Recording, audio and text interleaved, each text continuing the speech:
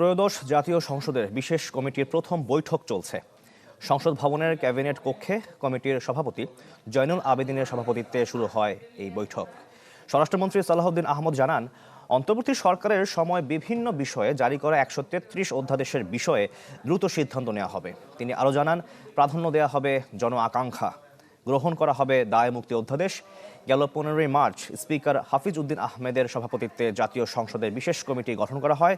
এই কমিটি সংসদের জন্য গুরুত্বপূর্ণ হিসেবে বিবেচিত হচ্ছে। জুলাই যোদ্ধাদের তাদেরকে সেই নামে অভিহিত করা হয়েছে। গণ অভ্যুত্থানে যারা নেতৃত্ব দিয়েছে, অংশগ্রহণ করেছে, সেই বিষয়ে ইনডেমনিটি দেওয়ার একটা বিষয় অধ্যাদেশ আছে, যেমন এইগুলোকে আমরা গ্রহণ করব। আমরা আলোচনা করব সংবিধানের সাথে সাংঘর্ষিক যদি হয় অথবা জনগণের স্বার্থ পরিপন্থী হয়, সেগুলো আমরা দেখে আমাদের মতামত ব্যক্ত করব, এরপরে তখন সিদ্ধান্ত হবে। দর্শক, আমরা আরও খবর জানবো। সংসদ ভবন থেকে যুক্ত হয়েছেন আমাদের সহকর্মী আশিকিন প্রিন্স। বৈঠকের সবশেষ খবর জানাবেন আমাদের।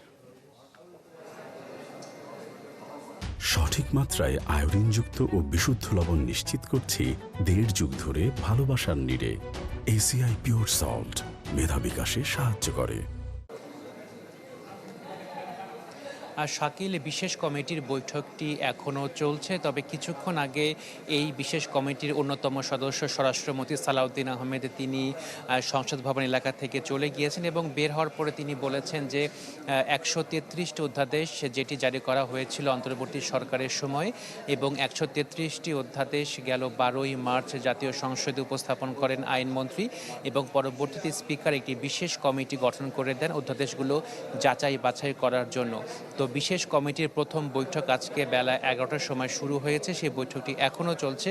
তো সালাউদ্দিন আহমেদ তিনি বলছেন যে অনেকগুলো অধ্যাদেশের বিষয়ে বিশেষ কমিটি একমত হয়েছে।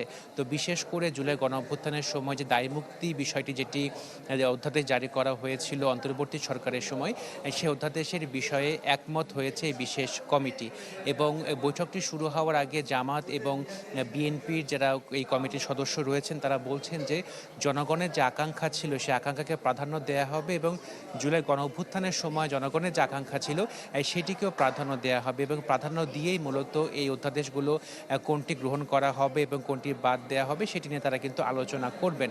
তো এই যে বিশেষ কমিটির বৈঠক চলছে, বৈঠকের একটি রিপোর্ট আগামী 2 এপ্রিলের মধ্যে সংসদে উপস্থাপন করা হবে। পরবর্তীতে সংসদ সিদ্ধান্ত নেবেন অধ্যাদেশগুলো আইনে পরিণত করা হবে কি হবে না। তো শাকিল, এই হচ্ছে সর্বশেষ তথ্য আমার কাছে। প্রিন্স, ধন্যবাদ আপনাকে। দর্শক, ত্রয়োদশ জাতীয় সংসদের বিশেষ কমিটির প্রথম বৈঠকের সবশেষ খবর আমরা জানছিলাম।